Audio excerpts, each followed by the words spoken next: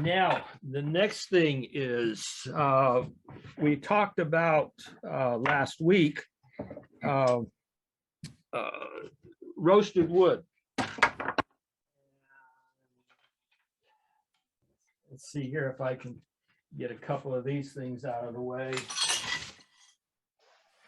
I've had these things all laid out. I don't know how many times in the last 3 days, but okay. I cut a bunch of oak. I had some white oak. And are you able to see that okay, or is Yeah, we see that. Is it clear enough? Yep. Okay.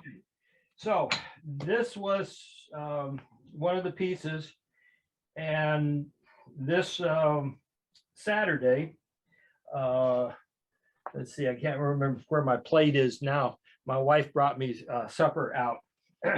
It was one of the ribs that we cooked. So I cooked some ribs on Saturday, and this is oak.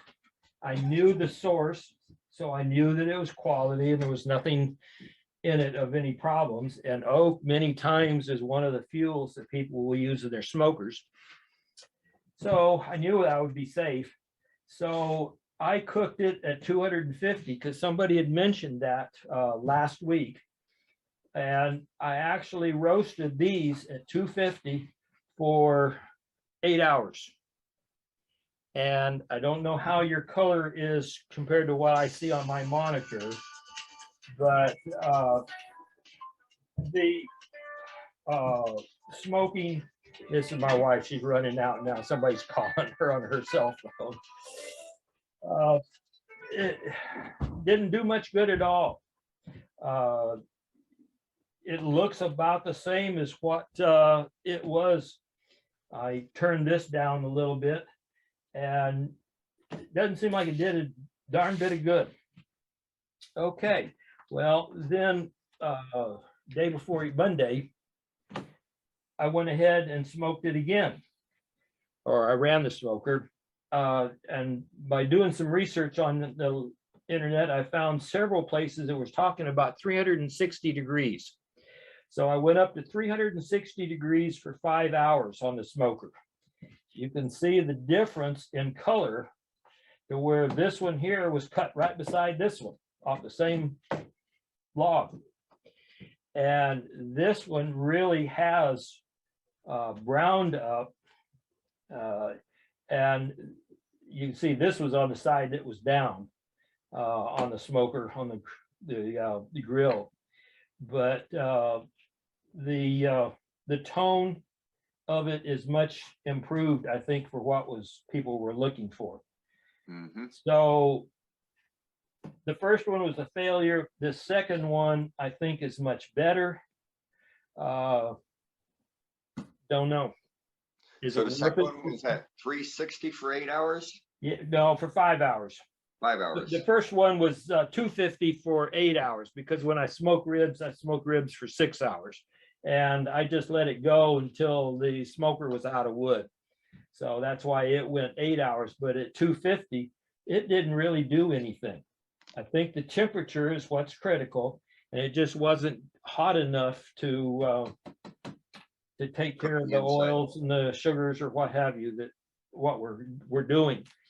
But at 360, this was just for 5 hours, and it got a whole lot darker. The grain is much, the porous areas are more defined. So I don't know if we would need to go longer yet. There was a lot of discussion that I read about, well, going to 360, it could catch fire. Well, at 360, I'm not sure what kind of wood, but there may be some woods that would catch fire. I don't know. But oak, I knew was not going to, because it's in the smoker anyway all the time. I knew that it would not catch fire. And even if it does, if you're doing it in a smoker anyway, it's not going to really hurt anything if you get a smoker fire. Because hopefully you're not smoking under a carport or a wooden structure of any kind. Yeah, there shouldn't be enough oxygen. Well, you can catch a fire. I've actually had a smoker fire where the food is. But yeah, it doesn't take long though to get it out, even if it were to. But anyway, did anybody else this week experiment with it? Because that's kind of what I was doing on this. This was my experiment. Did anybody else do anything? Not that No. I'm aware of. But just an FYI, you're looking for flash point, and that's when ignition it can start. The flash point for oak wood is 572 degrees Fahrenheit, Yeah, or 300 degrees Celsius. yeah. So as So long as that's, you follow that, you're fine. yeah, so that's what I figured.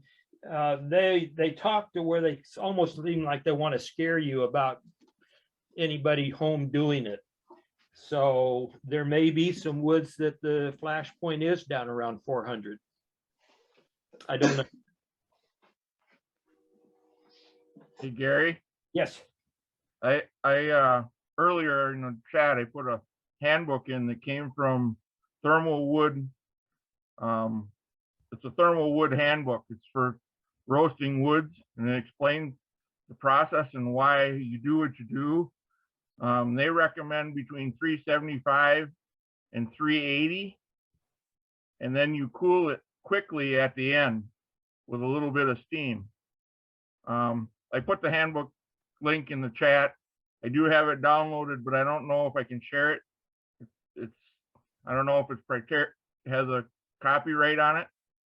You can get it off the internet. I also searched today after work. I searched on the internet for a YouTube video on it, and there is a YouTube video out by one guy who did it in his oven.